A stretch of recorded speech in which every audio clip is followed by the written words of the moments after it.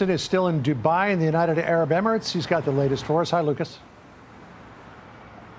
Good afternoon, John. Iran has issued a new warning for Saudi Arabia, Qatar, and here in the UAE, saying its energy facilities will be targeted in a number of hours, a short time from now, after accusing Israel of bombing the largest gas field in the world, located in the Persian Gulf, a gas field that's shared between Qatar and Iran. Breaking news. Iran has just issued a direct threat to three of its neighbors, Saudi Arabia, Qatar, and the United Arab Emirates, warning that their energy facilities will be targeted within hours. The trigger for this threat is Iran's accusation that Israel bombed the largest natural gas field in the world, a massive offshore field in the Persian Gulf shared between Qatar and Iran. Whether that accusation is accurate or not, the Iranian regime has made its response explicit. Gulf energy infrastructure is now a target. At the same time, U.S. Central Command has issued a warning of its own, demanding that Iran open the Strait of Hormuz. And to back that demand with force, American aircraft have dropped 5,000-pound bunker-busting deep penetrator bombs on reinforced underground Iranian missile sites along the coastline near the strait, missiles that were being stored deep underground, missiles that posed a direct risk to global shipping, eliminated by weapons specifically designed to reach and destroy exactly that kind of buried, hardened target. The USS Tripoli, a light carrier with more than 2,000 Marines on board, fifth-generation stealth fighter jets, Osprey aircraft, Super Stallion, and helicopter gunships, was photographed sailing past Dubai just hours ago. It is approximately 1 week away from arriving in the northern Arabian Sea. It is the ground force option, ready to go wherever the commander-in-chief orders, including if the order comes into Iran or onto Kharg Island. And Iran's parliament speaker has issued a declaration that should be getting more attention than it is. The Strait of Hormuz situation, he said, will not return to its pre-war status. This is where the conflict stands right now, and tonight we have the full breakdown. I'm Hannah Blake. This is Global News Diary. Let's get into it. The Iranian regime's threat to strike energy facilities in Saudi Arabia, Qatar, and the UAE is not an escalation that emerged from nowhere. It is the latest move in a calculated strategy of expanding the economic damage of this conflict beyond Iran's own borders, turning the region's energy infrastructure into a weapon aimed at the global economy. The immediate trigger was Iran's accusation that Israel struck the South Par/North Dome gas field, the largest natural gas field in the world, located in the Persian Gulf and shared between Qatar and Iran. Qatar's portion of the field, known as the North Dome, is the foundation of the Qatari economy and a critical source of liquefied natural gas for markets in Europe and Asia. Iran's portion, known as South Pars, is one of the few remaining significant energy assets the regime controls. Whether the Israeli strike on the field actually occurred as Iran described it, or whether Iran's accusation is being used as a pretext for attacks it had already planned, the threat that followed was direct and operational. Energy facilities in Saudi Arabia, Qatar, and the UAE will be targeted within hours.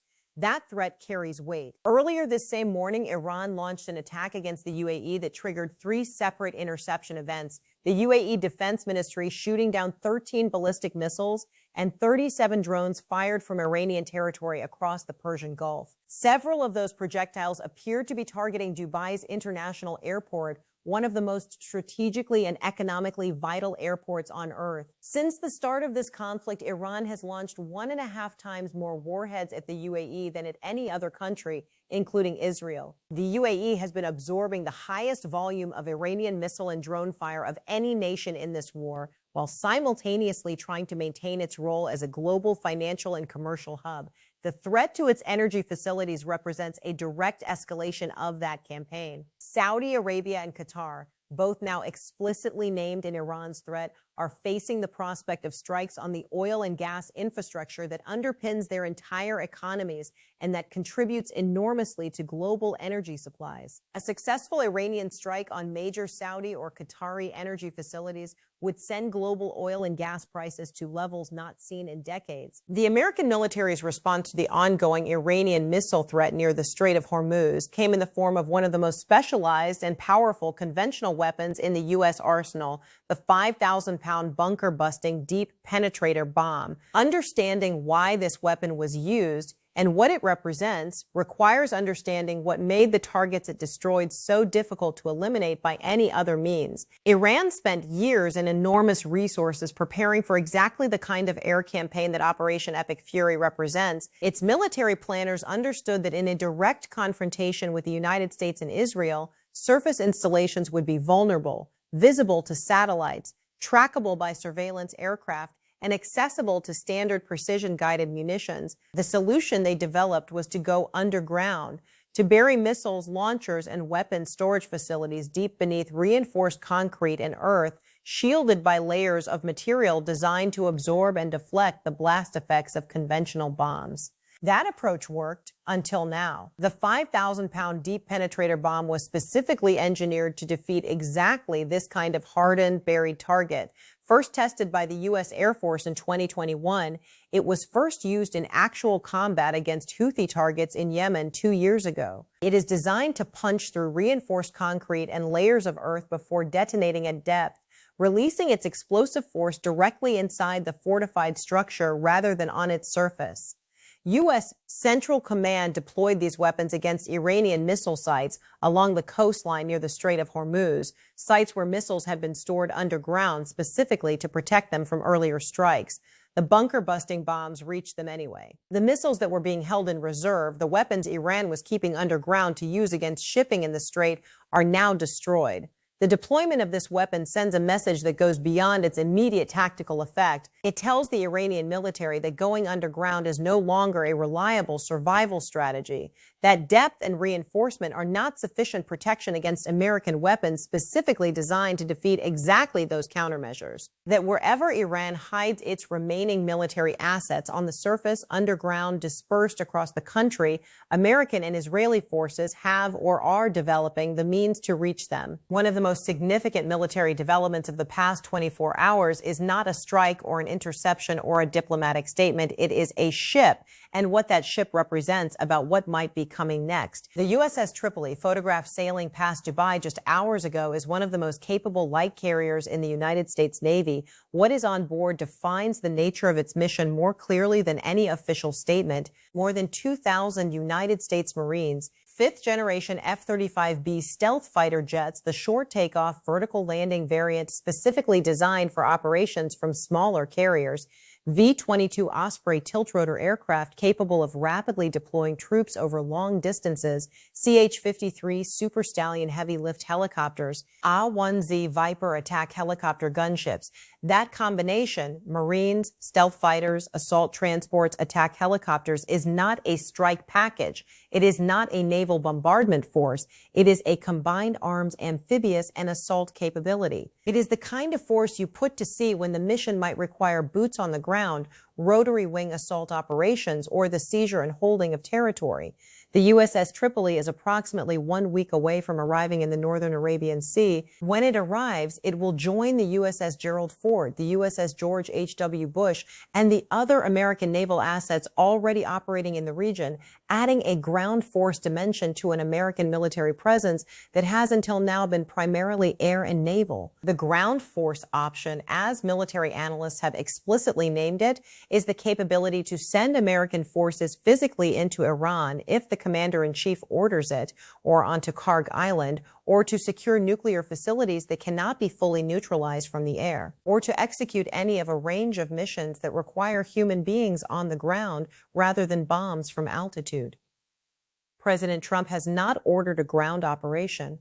The Tripoli's arrival does not mean one is imminent, but the presence of 2,500 Marines a week sailing from the theater means that if the order comes, the capability is there. Ready, loaded, moving. Iran's parliament speaker, the equivalent of the Speaker of the U.S. House of Representatives in terms of institutional position, issued a statement today that deserves to be taken seriously as an indicator of Iranian strategic intent. The Strait of Hormuz situation, he declared, will not return to its pre-war status.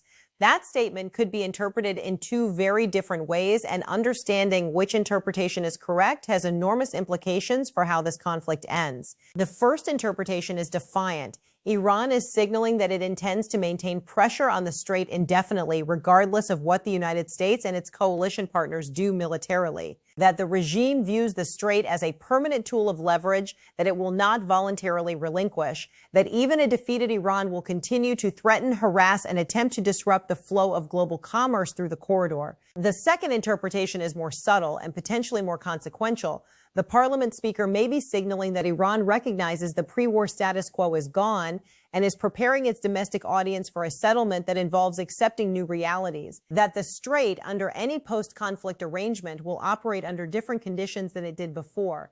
Not necessarily conditions that favor Iran, but conditions that are different from what existed before Operation Epic Fury began.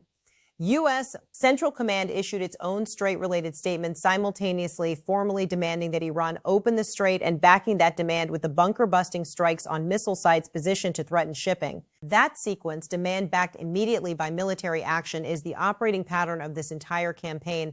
Trump says what he means. The military does what he says. The Iranian parliament speaker's warning and the American military action are happening in parallel, two sides of a confrontation over the strait that will ultimately be resolved not by statements, but by the balance of military and economic pressure on both sides. A statistic that has been largely buried beneath the broader coverage of this conflict deserves to be brought into sharp focus. Since the start of this war, Iran has launched 1.5 times more warheads at the United Arab Emirates than at any other country, including Israel. That number reframes the entire geography of this conflict. The narrative of Israel versus Iran, powerful and accurate as far as it goes, obscures the degree to which the Gulf states and the UAE in particular have been bearing the brunt of Iranian missile and drone fire throughout this campaign. The UAE is not a military combatant in this conflict. It has not deployed forces against Iran. It is a commercial hub, a financial center, a neutral territory in whose skies the world's airlines converge and from whose ports the world's trade flows. And Iran has hit it with 1.5 times the volume of ordnance it has thrown at the nation it has spent 47 years vowing to destroy.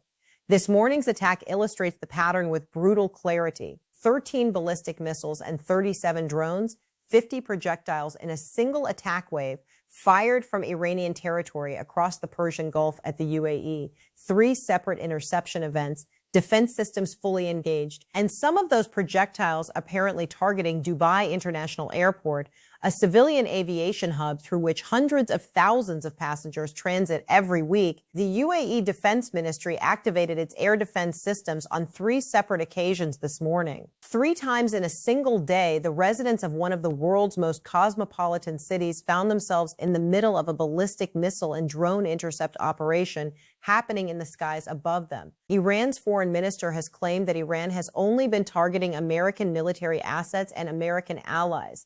The UAE is not a member of a formal military alliance against Iran. It is not hosting strike operations against the Islamic Republic. And yet it has absorbed more Iranian ordnance than any other nation in this conflict. The gap between what Iranian officials say and what Iranian forces do has been one of the defining features of this conflict from the beginning. And nowhere is that gap more visible than in the skies above Dubai. Iran's accusation that Israel struck the South Pars/North Dome gas field, the largest natural gas field in the world, and its subsequent threat to strike Gulf energy facilities in retaliation, represents a potential escalation of this conflict into territory with catastrophic global economic consequences.